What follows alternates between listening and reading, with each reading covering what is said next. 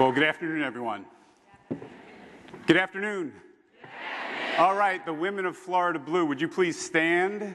The women of Florida Blue, okay, come on. All right, wonderful. Thank you all very much.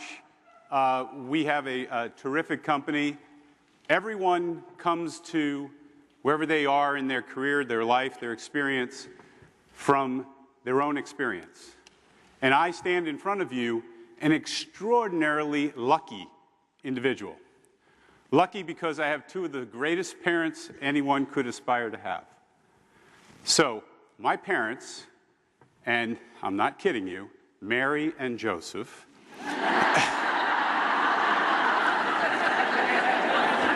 first thing you have to overcome. That really went over big when I did my study overseas in Israel. But my parents, Mary and Joseph, Brooklyn, New York, working class families. My mom skipped a grade in school, went to Erasmus Hall High School, and then got a full scholarship to Barnard College. Commuted to Barnard College every day via the subway. Came out of Barnard College and was an executive at Metropolitan Life in the actuarial department in the early 50s. She bought our first family home, a duplex home where we had a renter, and she managed all of that piece. My dad, first in his family to go to college and then on to law school. And one of the lessons I remember clear as a bell from childhood was my mom saying to me, when I got promoted to that first supervisory position and I had men reporting to me, the first thing I heard was, well, you understand that we're not going to be able to pay you as much as we paid the gentleman who had the job before you, because after all, he had a family, right? And that was drummed in, okay? So I understood that. The other thing in our household, I had 3 sisters and a brother, so we were clearly outnumbered. But my mom set a real clear tone early on, and that was that jobs in our household were gender neutral. We did it all. So I have washed dishes and vacuumed and dusted and done all of the various tasks around the house. My wonderful wife, Heather, who's sitting here in the first row, refers to me as well-trained.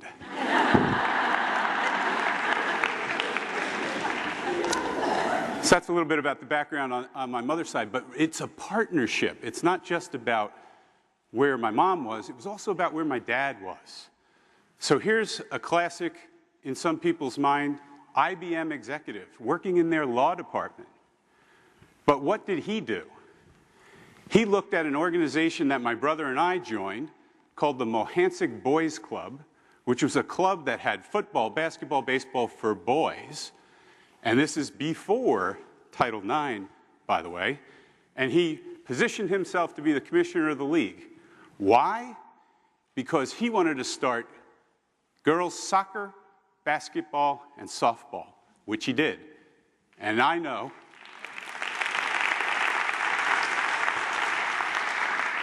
that not only made him a hero in my sister's eyes, but in his son's as well. So lessons were learned early on about how we ought to relate to each other and how should we work with each other in our family. And believe me, this was an Irish, Italian, Catholic family.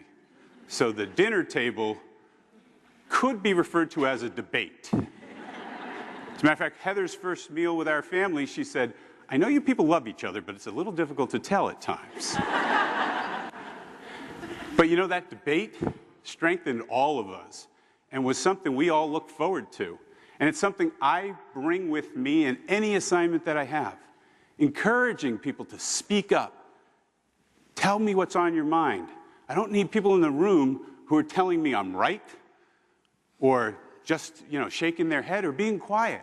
So we talk about this all the time. Be engaged. So in our company, we have a set of guiding principles like any other organization. But I arrived here in Florida 18 months ago. And I think the women in this room would tell you the velocity of change has been off the chart. Thank you. We changed the name of the company. We're now Florida Blue. Why? Because it relates to consumers. And healthcare is more and more about consumers. It's more and more about connecting at the person and individual level. So we actually changed the name to Florida Blue. We changed our mission. We had a 4.5-paragraph mission statement. We went to a single line to help people and communities achieve better health. You notice there's nothing in there about financial results. Nothing. Because if we achieve helping people and communities achieve better health, everything else flows from that. And everyone in the organization can have line of sight to that mission. So that was critical to us. It was critical that we pulled out our vision statement and talked about innovation, because we cannot be successful being what we were.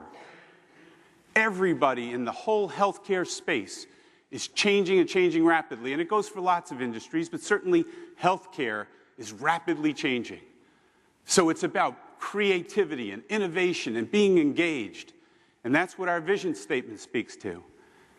When we looked at our values, the organization had 13 values. Well, one of the big things for me is focus, right? Single sentence mission statement, single sentence vision statement, 5 values, not 13. Yeah, there's lots of important words out there, but look at some of the words we picked. Respect, integrity, imagination, courage and excellence. We've heard the word courage a lot today. I talk about courage, big C, little c. Yeah, there's some big deal things that we're doing in the marketplace that take huge courage. But you know what? Courage is speaking up. Courage is not sitting there when you don't agree with the dialogue in the room. And so we encourage this all the time in our organization. Imagination, isn't that the first word everybody thought of when they thought of an insurance company? Come on now, you know you did. Imagination, right? It's bigger than innovation. It's all-inclusive. It brings people in. It says everybody who comes to this office can bring their creativity, and we're looking for it. So we're trying to spring that free, and excellence comes out of bringing all of that point of view into the equation. So you heard a comment at the top about our organization and organization structure. I have been very fortunate because when I went to Minnesota, got my first CEO job, the board chair in Minnesota was a woman named Pam Wheelock. Pam was the only woman when she went to the NHL's meetings, National Hockey League. She was the only one of 96 executives, 3 from each team, that would go because she was the chief financial officer of the Minnesota Wild. Pam can handle herself. She led the search in Minnesota. That selected me. And when I came to Florida, these 3 women on our board of directors, by the way, 33% of the board, we can improve on that, and we will, but 33% of our board are women. Kathy Bassant from Bank of America led that search that selected me for this assignment. And I'm very, very appreciative of that. But 3 very powerful, strong women on our board, and believe me, our board meetings are very interactive and very engaged. Let me talk about my senior leadership team. You heard that when I arrived here in Florida, there were exactly 0 women reporting to the CEO office. Now, you're looking at 5 women on the executive management team at Florida Blue.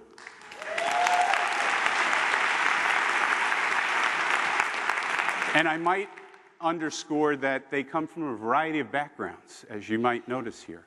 And I'm going to talk a little bit about them because while this was titled My Take, that wasn't my title for it. It really is, I want to tell you the story about our company through what these women are doing at the company. So let me start with Camille Harrison. First of all, Camille worked for me in New Jersey in the organization that I was responsible for, but in a very different assignment. When I got to Minnesota, I knew that was one talented individual, and I brought Camille, and thank goodness her husband is really flexible. He's one of those good guys. She came to Minnesota. And when I got the job in Florida, first thing I did was talk to Camille about making sure she was coming to Florida. And I actually negotiated that with the board here and the board in Minnesota to make sure that no one thought I was poaching, that I actually wanted and needed Camille to be part of the team in Florida. So Camille comes here, and the assignment that she now has is not only as my chief of staff, But it is so important to us that we look at our organization and think about our members across all the different touch points, that Camille is responsible for knitting together a variety of different things that we do that touch the customer, including we have retail centers. That's right, retail centers. You can walk in 11 different locations around the state of Florida. You have a claim problem, we'll solve it face-to-face.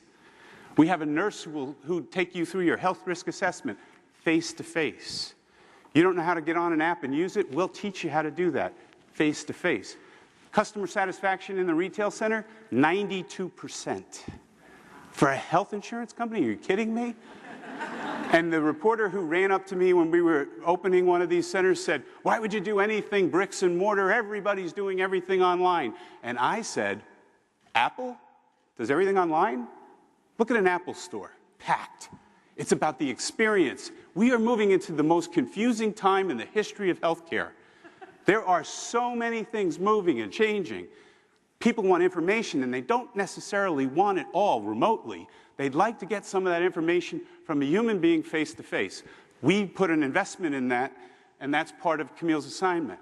Joyce Kramzer. Joyce is responsible for a lot of what we do around the network. This is a map of the state of Florida.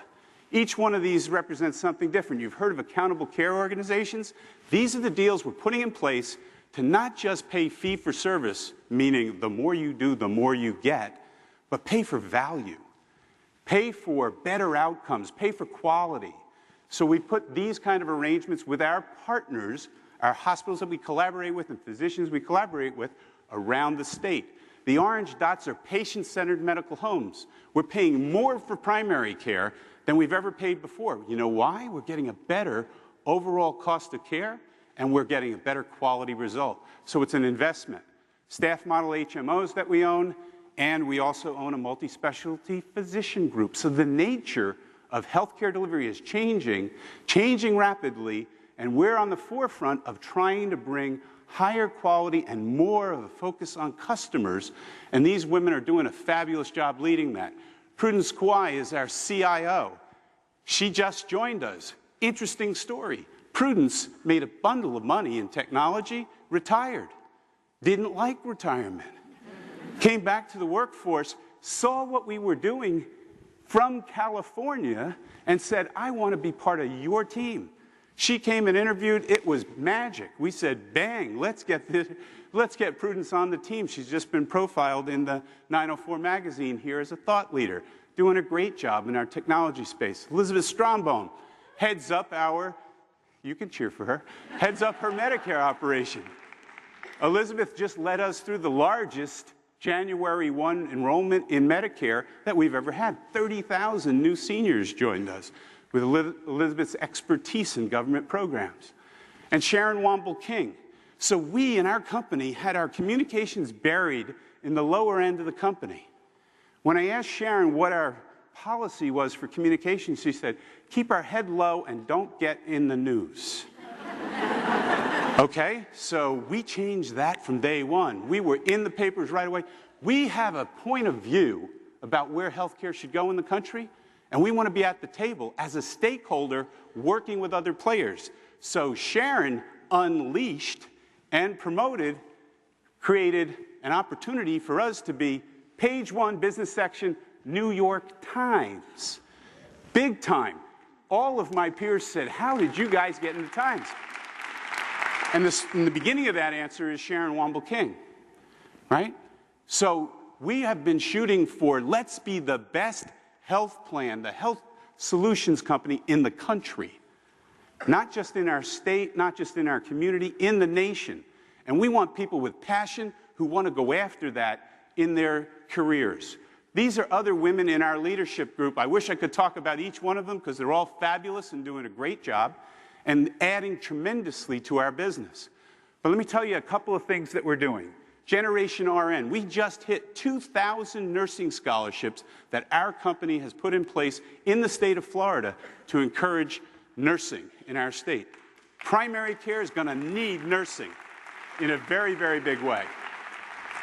We sponsor a women's health conference because you know why? Guess who makes the decisions about health care in nearly every family in the United States? Women, right? And so this is a very important focus for us. Here's another thing we did in outreach. Now, we do lots of things in the community, but this is one that's near and dear to my heart. My daughter played tennis over at Mal Washington's tennis facility in North Jacksonville.